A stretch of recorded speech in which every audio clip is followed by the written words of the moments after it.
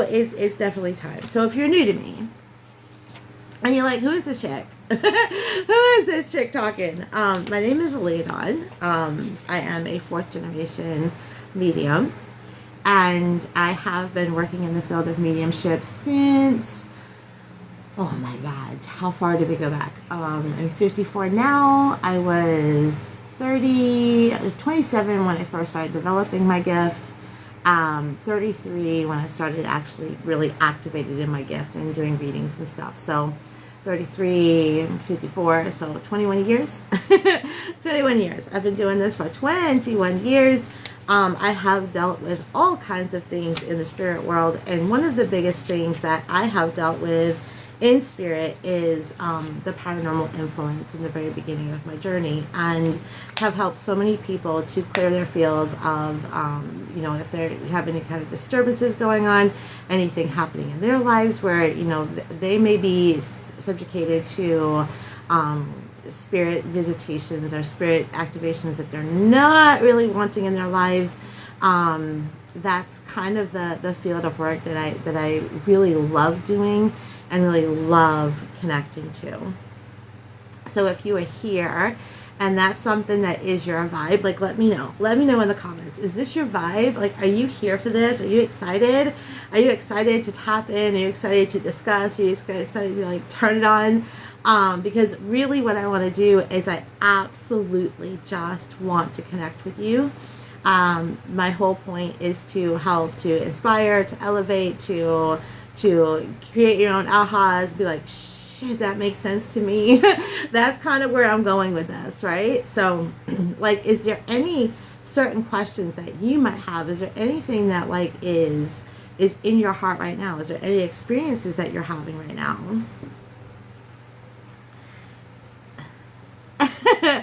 Where did you get a Frenchie too? any kind of experiences, any kind of questions. I, of course, have about a million gazillion stories that I could tell you. I'd love to know the direction that you'd like me to go in, and I'd be happy to kind of like just pop off from there. So anything coming up for you, I'm having very deep dual experiences, and my dreams are intense. Yeah. I do actually work with dreams as well. I've been studying dreams my entire life. Very deep in my family. My mother and I, when I was a little girl, she used to sit with me and help me to interpret my dreams, and that really led into a deep, deep love of the dream world. And you guys, I'm gonna say this about the dream world and about spirit. How many of you have ever had a dream of a loved one popping in while you were sleeping? Like, let me know. Have you ever dreamt of somebody who has passed over, showed up in your dreams, and you're like, whoa, that was like super intense. That was super crazy. Like what in the world has just happened? Like, is this real? Did it really, really happen? Right? Okay, is my brother Daniel okay? Where is he? I miss him like crazy. He hasn't visited my dreams for a while. My mom, okay, my uncle, yeah. So you guys are connecting into that like dream lore, actually receiving spirit in dreams. We're going to talk about this for a minute, okay? So I want you to think about where we are, okay? And we're going to talk about how we can actually get them to connect with them in our dreams even more, okay? Maybe that's where we'll go. Maybe that's where we'll start with this. We'll start with like, hello, loved ones, come on into our dreams. You can welcome them into your dreams, and it's just this. It's actually a process with us, not a process with them. Okay, it's a process with us, not a process with them. And one of the things that I absolutely do believe. Okay, now I want you guys to hear this. In the 21 years of readings that I've done, 21 years of connecting in with those on the other side. When people ask me, is my loved one okay? The very first answer that I want to give to you is yes. Yes, they are. One of the things that I have found is that, no matter of like manner of passing or manner of who they were in their life, there is a what we call a heaven on the other side for them. A lot of times when people are have a loved one who committed, like, I don't know if I can say the word, but maybe unalive themselves, they will wonder, did they make it over? Did they cross over? Are they in a safe place? And the answer to that is yes. The answer to that is yes. Okay. We are taught so many different variables about what passing over might look like, what this may mean to somebody on the other side. But for the most part, when our loved ones leave this world, they return back to soul, and they are in a very beautiful place. Somebody who overdoses, somebody who unalive, somebody who, wasn't the most, didn't have didn't do good things in their life. I had I had a friend. I'm going to share this experience. This is why I love talking to the community, because this is actually just popping in. I actually had a really good friend who had bone cancer. She had lung cancer, and then it ended up moving into her spine. And she was in a coma for a really long time before she would pass. And I remember one day I was sitting there, I was vacuuming my floors, cleaning up the house. I wasn't even really, at this moment, I knew that she was intimate. Intimate. I knew that things were, touch and go for her, and I was just vacuuming out my living room. Now, I don't know if anyone has ever had this experience, but I was just vacuuming, cleaning, getting my house ready, and like all of a sudden I had this deep level of exhaustion, right? I was so exhausted. It was like I had to put everything down. I had to go lay down. I went and I laid down, and as soon as I did, like, she popped up. She literally just popped up. And one of the things that she said to me, like, she was a good person. She was a single mom. But, we did some things in our lives, like, some recreational things. I don't want to say the word, and other things that we may have done that, may not be, quote unquote, perfect. Like, right? And I remember her telling me that she was afraid to let go. That she was terrified to let go. That she wasn't ready, because she was afraid of what she might face. She was afraid of what she might see. And like my guides and angels all sort of kind of took over, and I was just like in this observant state where they were literally telling her, like, there's healing, there's love for you, there's an openness on the other side. There was family members coming forward, welcoming her forward, letting her know that it was safe to cross over, letting her know that it was safe to let go. And this is just this beautiful experience. I got to like have this like one last embrace with her. I will never forget it. I woke up and I mean, it wasn't like 10-15 minutes later that I got the phone call that she actually had crossed. And so I think, for a lot of times, whenever I have done any kind of like paranormal work in the world, clearing spaces, I've gone into homes, I've gone into businesses where there may be some anomalies, there may be some things that are happening there. And like a lot of times, it can feel really scary if you're not used to working with that kind of energy. It can feel really frightening. But a lot of times it's fear that you're feeling. It's not that this person is so low level that we have to be scared of them, like the D word, right? A lot of times we have this like first inclination, like this is something really dark, this is something really, really heavy. And a lot of times if there is somebody who is not fully crossed over, their energy can feel really frightening, because the energy in itself is in fear, right? It's feeling fear, you're feeling that fear, and it transpires into something that can feel really, really dark. What I like to do is I like to approach it like my friends will tease me and tell me like I'm like the love queen, right? Because I always try to face everything that I'm doing in the mediumship world and the paranormal world with a sense of like unconditional love, a sense of love, right? So I always try to first approach with love. That is my very first approach, is to bring love to the situation, try to lift the vibrancy, try to lift the frequency of the situation. and see what's underneath it. And a lot of times what I find when I walk into places like this is that the disturbances that you're having, they're not as frightening as your mind may tell you they are. You know, a lot of times these energies are, they're as a result of fear. It's a result of like holding on too long, not crossing over, afraid of that, like what that judgment on the other side. And like, there's nothing but love for you on the other side. There's nothing but love. There's nothing but, God is nothing more than divine love. God is nothing but source energy, creation energy, divine energy, love energy. And all that's on the other side for you is that love, right? So it's really important that we remember that if there is anything, like if you're worried about a loved one, if you're worried about whether or not a loved one has crossed over, if they may be caught on the other side, if they may be what we call like a ghost energy, to me there's a very big difference between what's a ghost and what's a spirit. Okay, so somebody who doesn't fully cross over, doesn't make that full transition, might actually be in what we call more ghost-like energy. That doesn't necessarily make them a negative energy. It may mean that they may be afraid. There may be something in their life that they're afraid to fully make that full transition. And if you are afraid for them, like if you're like in that space where you're like, I just don't know if they made it over. What I want you to understand is this: they can hear you. They can hear you, even if you can't hear them, even if you're not able to connect with them fully. They can hear you. Talk to them. Talk to them. You know, teach them.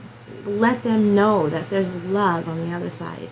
If you've not made it over, there's love on the other side waiting for you. You know, this person's waiting on you, that person's waiting on you, but there's nothing but healing. Healing is provided on the other side.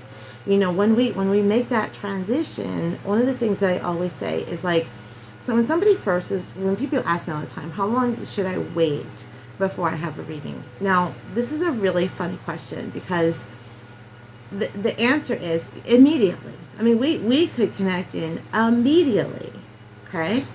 But there is this, like, right after they've crossed over, there is this certain healing period that they actually do go through. I call it sloughing off the human, where we may not be able to fully connect with the whole energy in the way that we really want to.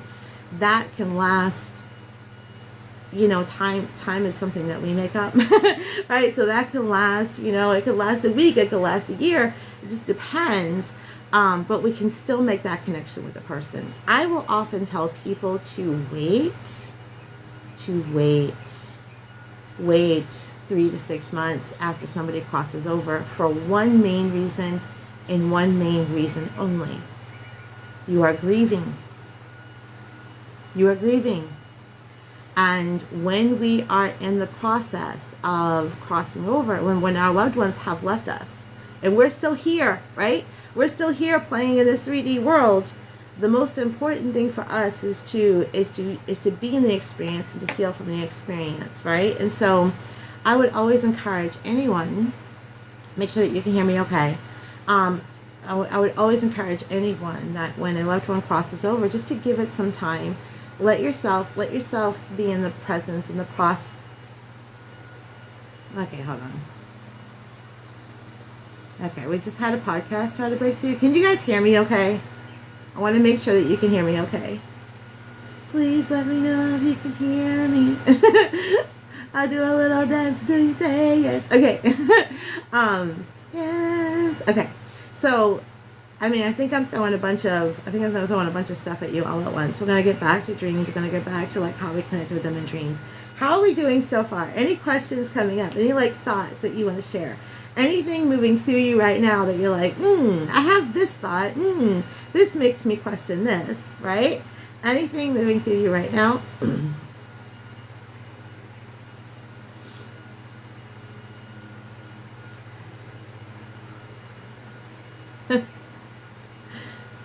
Excited to hear it all.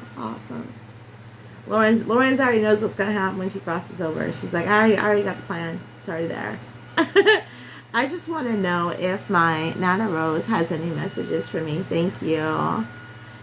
Hey, yes, I hear you. Yay! Okay, good. Okay. I've been witnessing my mom experience my dad through electronics. Yeah. It is interesting. It is true that spirit can actually connect to us through electronics. It's energy. I mean, if you think about energy and the frequency waves, like I'm not a scientist, but it makes sense to me. But yeah, they absolutely will connect to us through electronics, through televisions, through lights, through anything that involves a plug. Through anything that involves a plug. So the AI summary is a medium session discussing loved ones and their messages. Ask your questions. I've had that happen. TV's turn on, the stove's turn on. Yeah. Yeah. So, there's this theory, and I tend to believe in this theory. Like, I'm not going to sit here and be like, oh, I'm the know-all to all of this, right? I just I listen to certain theories. I tap into my spiritual guidance. I tap in and listen to my guides. I talk to spirit, and I ask a lot of questions, right? So sometimes whenever I'm posing like these things that I'm saying, know that it's coming just from a level of experience, and you do know it all. Know that I'm just talking from a level of experience. I'm just sharing the things that I have experienced over the years, and how it's been translated in my own brain and how I began to understand it, right? So, but there is this theory. There's this theory that, like, all of us right now living in the 3D world. I think we all understand that, right? We're all living in the 3D world, the 3D physical plane. That's an energetic plane, okay? So we can connect into the 5D, 7D, 9Ds, and beyond, right? And our spirit guides and the divine energies, I mean, they're playing in the fields 5D and beyond, okay? Our loved ones of spirit playing in the fields of 5D and beyond, okay? I do believe that there's like little corners and the different recesses and different planes of existence, but energetically speaking, we're in the dense part of the living experience, okay? There is a theory that when we first cross over, the first place that we actually transition to is the 4D, which is time and space, I believe, right? So it's like, when a lot of people are talking about like going through the tunnels. If you ever I would love to talk to people who've had near-death experiences, by the way. Anyone who's ever had a near-death experience, if you want to pop into my messages, my direct messages, and there's a little plan up inside my head to do a podcast on people who have experienced near-death experiences and beautiful life experiences. I would be really intrigued in talking to you. And like, the podcast is not in service right now. It's not something that's happening, but it's a little plan inside my head. So if anybody would like to pop in and talk to me about that, yeah, please just definitely DM me. But there's this idea that like when we're like, people see like the tunnel, or they see this space like before they like going through the tunnel or rising above. That is that there's a theory that our souls actually enter into the fourth dimension before it elevates into higher dimensional fields. Really cool, right? Well, when we dream, when we go to sleep at night and we dream, when we go into a dream world, right? Yes, your body is a part of the experience, right? Okay, I want to make sure that we all understand this. When you astral travel, your soul is still connected inside your body.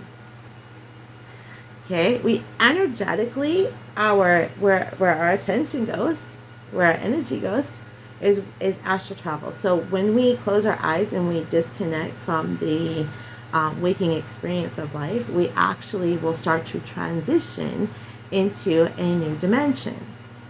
It is said that our dreams, it is theorized that our dreams are a fourth dimension experience. That when we're dreaming, we are in a fourth dimension experience. think about this now. If we're in a fourth dimension experience while we're dreaming, and our loved ones are able to access 4D because it's kind of their entry point, then it makes sense that when you're dreaming and you're in the 4D, you're playing in the same realm that your loved ones have a stomping ground in. When we dream of our loved ones in spirit,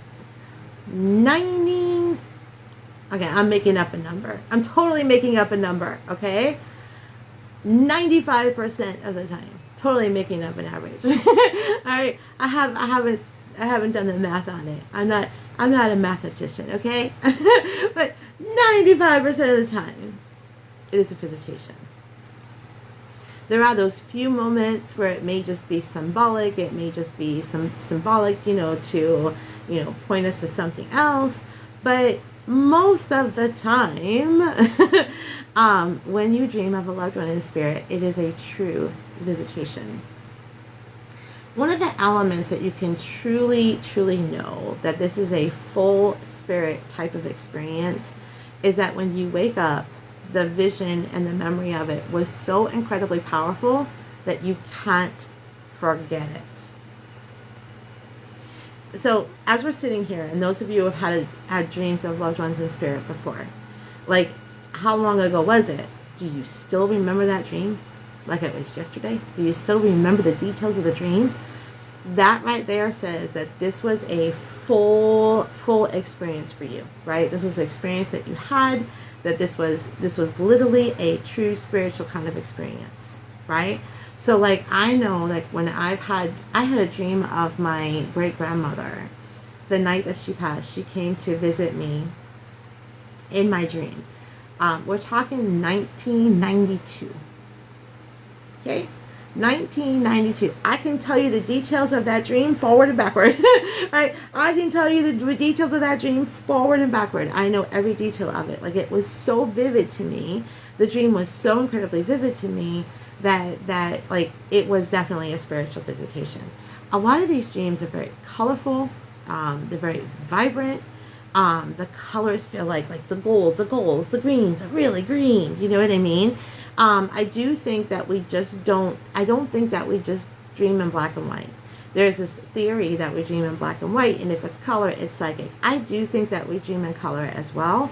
But I think when the colors are popping, man, you're like, man, I dreamt of like a red ball. That's telling you that there's a psychic element in there. It's telling you that there's a definitely either a precognitive element in there or a spiritual visitor happening. Okay. We do dream in color, but like what I'm saying is, like, when you have a symbol, we're not walking around being like, oh, I walked on the green grass and I opened up the yellow door and I walked onto the brown couch in my dream. It's like, oh my God, that road was yellow.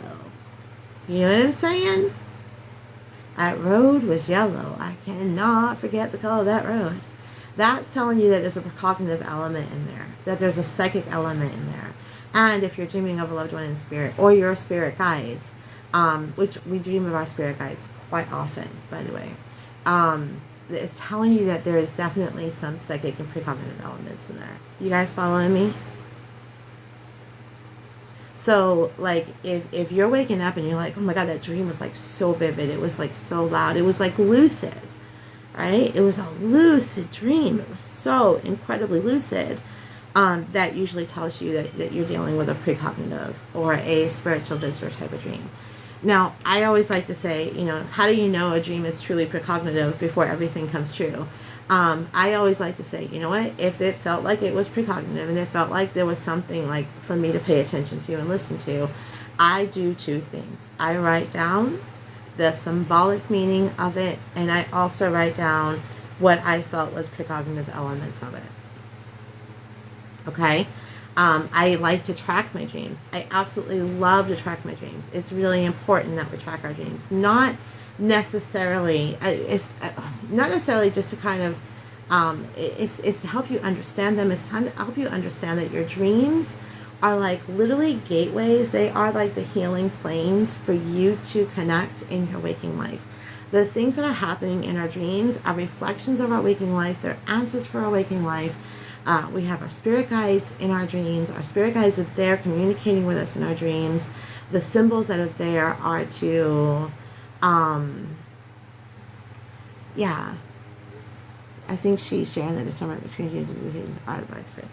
ADHD. I'm seeing the words on the screen and talking at the same time. I'm sorry, you guys. I just okay. I feel. How are we doing? How are we doing? Let's go there first. Any questions? Any thoughts? Any questions? I'm gonna go back through. Yeah, I'm definitely talking about the discernment between dreams and visitations and out of body experiences. 100%. Yes.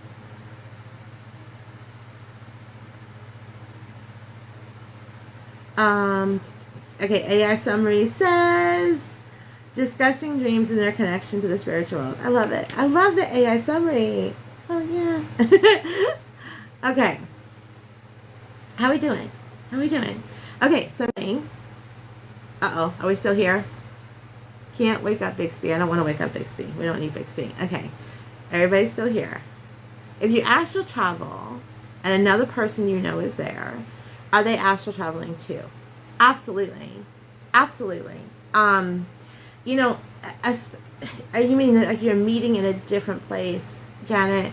You know, especially in dreams, there's something called shared dreams. It's called something else too. I can't really tie into it. They are having their own, they are having the same dream in their own perspective. Nailed it. Absolutely nailed it, right? You're not sharing the dream space. You're having your own dream in your own perspective.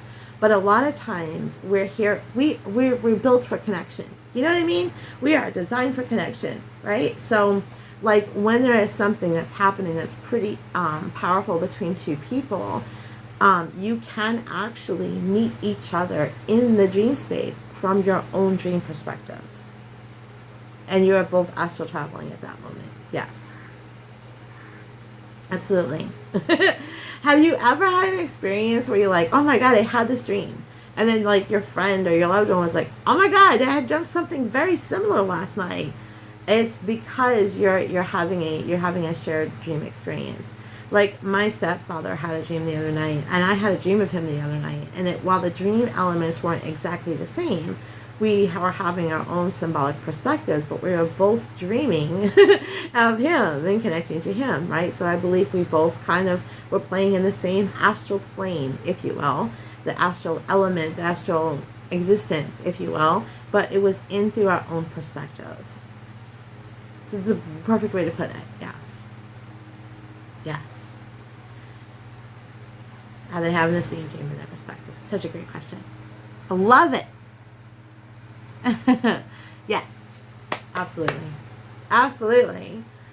Okay, I'm loving this discussion. Tell me if you're loving it. Tell me how you're feeling. I'm just going to clear the energy, fill it up a little bit. Ooh, open it up, open it up, open it up, open it up. A little bit of somatic release. Just in case Spirit does want to kind of pop in and say hello. I do feel a male energy. Do you feel male energy with me? And the goal today is not necessarily to do mediumship readings, but more to talk about mediumship as a whole, dream experiences, paranormal experiences. But we're going to open it up, and if the spirits do want to come in and say hello, they will. But I am getting a father energy.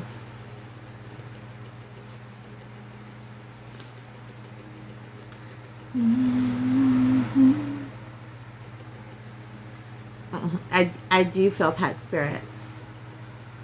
We rebuke all evil in Jesus' mighty name. Amen. Amen. Yes, we do. We rebuke all evil. Takes all kinds.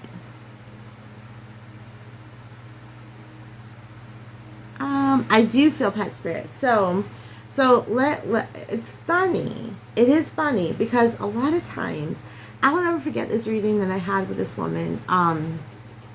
A lot of times pet spirits actually come in sometimes when they're communicating with me, like I'm not like fully seeing. So I'm a clairsentient, clairaudient medium, which means I always feel and hear first, right? I always feel and hear first. Okay. So I always like that connection is always like, I can feel like it's masculine. I can feel like this. I literally got this energy one time. It was this most beautiful reading. It was like a male energy. It was like her son. And I was like reading this, and it was like all right, all on point. We were really just fully connected, right? And all of a sudden at the end of the reading, I'm like, wait a minute, is this a dog? And she busts out laughing. She's like, yes, it is. It's a dog. So yes, I have connected with animal spirits in their animal form. Most of the time it is in their animal form, but sometimes they do come through like they're people, like they're like actual people, right? So I've had that experience too. I had my sweet Chi-Chi. My sweet Chi-Chi and my sweet Teddy have both passed in the past couple of years. Chi-Chi passed in March of 2023. And I'll never forget this. I was taking her to the vet. Yeah, Teddy too. But I had this really wild experience with Chi-Chi. I think I told you about this, Ash. I'm not sure. By the way, when you see me doing this, I'm getting a connection. So there is something coming in. I'm letting that father energy spirit come in. Okay, so we're just going to let him kind of come in. I'm sort of feeling like the name Ed or Edward, but I'm not sure. But I'm just letting it come in, okay? When my Chi-Chi, my sweet Chi-Chi passed, my dog, in March of 2023, I took her to the vet because she wasn't feeling good, right? It was really early in the morning. She was dealing with something. She was dealing with something in her private area. And like she had been to the vet for this a couple times before, and they just kind of like passed me off and et cetera, et cetera. So like we didn't have breakfast that morning. We went straight to the vet, and I was like, I'm gonna, I'm gonna stop by and get her like, a little biscuit or something in the morning, right after the vet visit, because it's vets, yeah, right? They don't like going. So we get to the vet, and the vet goes, she is in a lot of pain. We need to put her down. We need to let her go and put her to rest. And like, oh my God. And I can remember being like, but I have not even fed her breakfast. Like my mind went to, but I didn't feed her breakfast. We were supposed to go out for breakfast. But they ended up putting her down that day. And I mean, of course I got to love on her and all that stuff, through that process, but like there was just this feeling of like it wasn't closed, like the loop wasn't closed. I wasn't prepared for it, you know what I mean? I wasn't ready, and I was just devastated because it was just like it wasn't supposed to be. We were supposed to go have breakfast after. That was really important to me. So I remember that day, I asked the divine, I asked God, please, if there is a way that my little Chi-Chi can come and visit me tonight and say hello, and where I can I just want to hold her one more time. And I swear to you, I went to sleep and I woke up and Chi-Chi was there, and she jumped up onto my lap and she pulled right here, and I could feel her. I could feel her little body, and she was beautiful. It was like the divine had brushed her out. She had all this gold going through her, but I could feel her little heart. I got that one last and like that,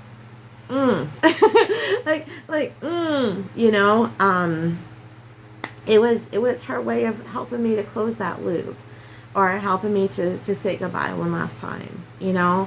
Our loved ones in spirit, there's no way, once you really start becoming connected to this in a way where you start to see the experiences, feel the experiences, like there's no way that you can say that energy doesn't move on. There's no way that you can say that you can deny it. You know what I'm saying? It's a beautiful experience that you can just never, you can't unsee what you've seen. You can't deny what you have seen. You can't deny what you have experienced. We can try to make up a lot of reasons why these things happen, but I mean, there's been so many different experiences that I've had in my own personal journey with loss, and working with other people who have experienced loss, that like the dynamics of the situation is just, you just can't deny that our energy moves beyond this body and into something more surreal and beautiful and wonderful. What happens after that, I'm still a little fuzzy on. I still have my own ideas, right? But I know that there's more. I know that there's more. And one of the things that I've learned by connecting in with energy is that, like, we all have this, right? It's not just a special thing for special people. Like, all of us, everybody has this. Everybody possesses this. Everybody possesses the gift of connection, and everybody possesses something within them that has psychic energy, connection energy to it. Why? Because I do believe, and just from my experiences and what I've seen, we're all connected because we are all part of that energy. We come in as that energy. We incarnate as that energy. You know what I'm saying? We incarnate as an energy. We begin to, and we begin to experience these little psychic experiences. It's our soul moving through, breaking through the human kind of experience. And so this is something that's available to everyone. And I've talked a lot about, I've paused my mediumship readings. Because what I wanted to do is I really wanted to help people to connect from their own state of power, from their own state of witness, from their own feeling energy. Like that connection that I had with Chi Chi. If someone else had it, I might feel good, but I wouldn't feel the same that I felt by having that connection with her. You know what I'm saying? Like, I can share, and I can connect with you, and I can bring forward messages. But what's really important to me is that, like, you are able to realize the power of your own connection, the power of, like, feeling that for yourself and seeing that for yourself, to a place where it becomes undeniable. You know?